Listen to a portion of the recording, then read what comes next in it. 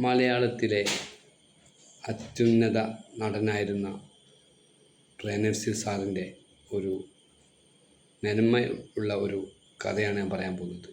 അതെല്ലാം ഉണ്ടായ സംഭവമാണ്.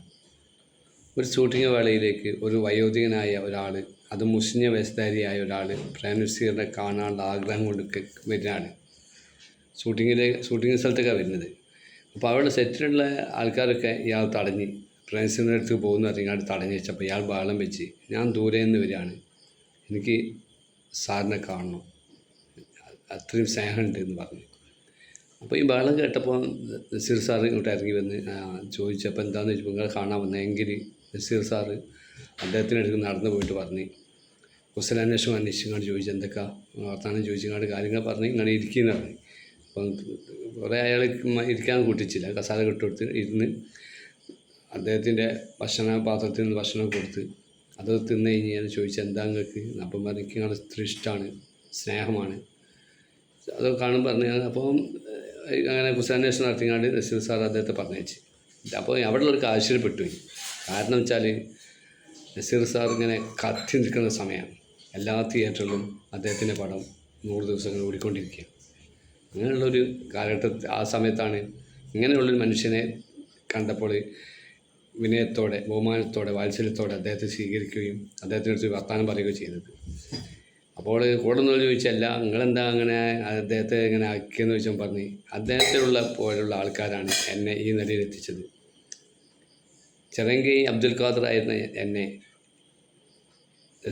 നസീറാക്കിയത്, പ്രേംനസീറാക്കിയത് ഇദ്ദേഹത്തെ പോലുള്ള ആൾക്കാരാണ്. അതല്ലാതെ ഞാനൊരു സുപ്രഭാതത്തിൽ ഇങ്ങനെ പൊട്ടി വീണ് കണ്ട് അത്യുന്നതിയിലെത്തിയതല്ലല്ലോ. ഇങ്ങനെയുള്ള ആൾക്കാരുടെ സ്നേഹവും വാത്സല്യവുമാണ് എൻ്റെ വിജയത്തിൻ്റെ ആധാരം. അങ്ങനെ ഒരാളായിരുന്നു നസീർ സാർ. എല്ലാവർക്കും അറിയാം ഈ കഥ.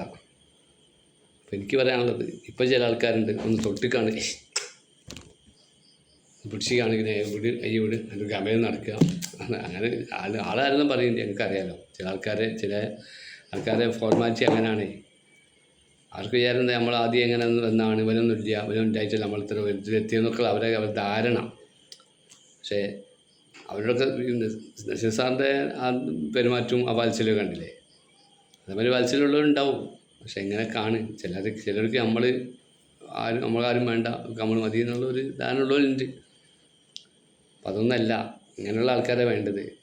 നമ്മളൊക്കെ എപ്പോഴാലും എന്താവും, ഭൂമിയിൽ ആയുസ് കുറച്ചല്ലേ നമുക്കുള്ളൂ, മരണപ്പെട്ടില്ല. അപ്പോൾ ഉള്ള സമയത്തൊക്കെ ഇങ്ങനെയൊക്കെ ആയാൽ മതി എന്നുള്ളതാണ് ഇങ്ങനത്തെ ആൾക്കാരോട് എനിക്ക് പറയാനുള്ളത്. നല്ല വാത്സല്യത്തോടും നല്ല സ്നേഹത്തോടൊക്കെ പെരുമാറുക. നിങ്ങളൊക്കെ ഈ ഉയർന്ന ഇതിൽ എത്തിയിട്ടുണ്ടെങ്കിൽ ഏത് നടനായാലും ഏത് അങ്ങനത്തെ പോലുള്ള ആൾക്കാരായാലും രാഷ്ട്രീയ നേതാക്കന്മാരൊക്കെ ആയാലും ഇങ്ങനെയൊക്കെയാണ് ഈ നിലക്ക് എത്തിച്ചതേ ഇങ്ങനത്തെ നിങ്ങളെ പോലുള്ള ജനങ്ങളാണെന്നുള്ള കാര്യം മറക്കണ്ട എന്നുകൂടി ഈ അവസരത്തിൽ ഞാൻ എന്നോടടക്കം എല്ലാവരോടും പറയാണ്. ഓക്കെ.